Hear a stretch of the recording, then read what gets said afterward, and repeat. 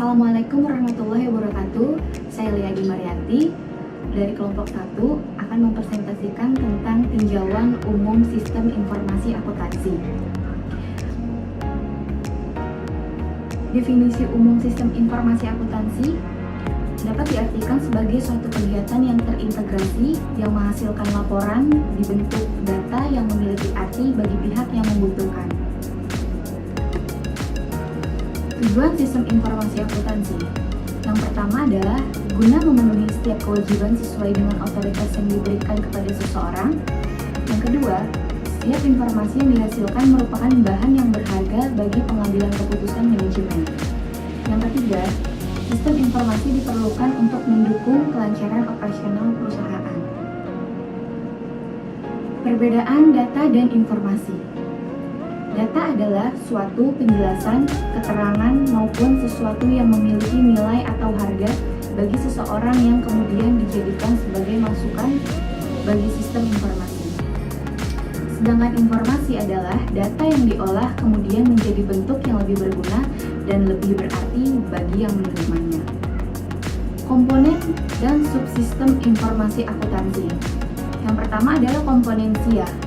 Kegiatan SIA terdiri dari beberapa unsur penting, yaitu pelaku atau orang yang bertindak sebagai operator sistem atau orang yang mengendalikan dan melaksanakan berbagai fungsi. Yang kedua adalah subsistem SIA. Subsistem SIA terbagi menjadi dua subsistem, yaitu subsistem aktivitas operasi dan subsistem pelaporan. Peran SIA dalam rantai nilai. SIA mendukung kegiatan aktivitas utama dan juga berperan dalam aktivitas mendukung. Laporan yang dihasilkan SIA akan membantu manajemen di basis aktivitas utama maupun di aktivitas pendukung. Peranan SIA menambah nilai dalam organisasi, merancang sistem informasi akuntansi yang tepat dapat memberikan nilai tambah yang optimal bagi perusahaan. Peningkatan keuntungan yang diraih perusahaan biasanya berasal dari perancangan SIA yang dilakukan dengan baik.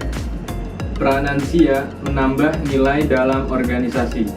Merancang sistem informasi akuntansi yang tepat dapat memberikan nilai tambah yang optimal bagi perusahaan. Peningkatan keuntungan yang diraih perusahaan biasanya berasal dari perancangan SIA yang dilakukan dengan baik. Pada organisasi kecil, SIA hampir mewakili semua SIM, sistem informasi manajemen. Atau dengan kata lain, SIA adalah SIM dan SIM adalah SIA.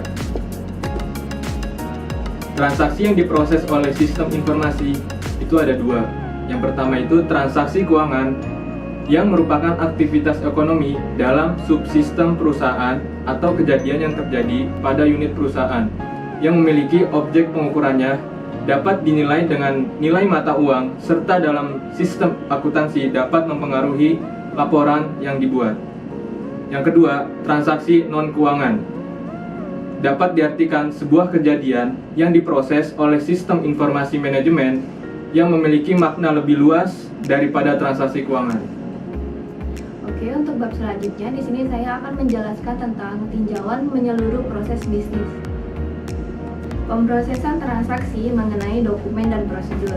Siklus pemrosesan transaksi atau data processing cycle terdiri dari 4 langkah. Untuk yang pertama, input data, penyimpanan data, pemrosesan data, dan output informasi. Pengumpulan data mengenai transaksi penjualan. Untuk yang pertama itu ada tanggal penjualan, waktu terjadinya penjualan, karyawan yang melakukan penjualan, staf administrasi penjualan yang memproses penjualan tersebut. Selanjutnya, kasir tempat penjualan, jumlah penjualan, serta barang yang dijual. Selanjutnya, jumlah tiap barang yang dijual, harga aktual setiap barang yang dijual, harga yang terdaftar dari barang yang dijual. Baik, berikut ini ada tabel kegiatan bisnis yang umum dan sumber dokumennya. Menyediakan informasi untuk pengambilan keputusan.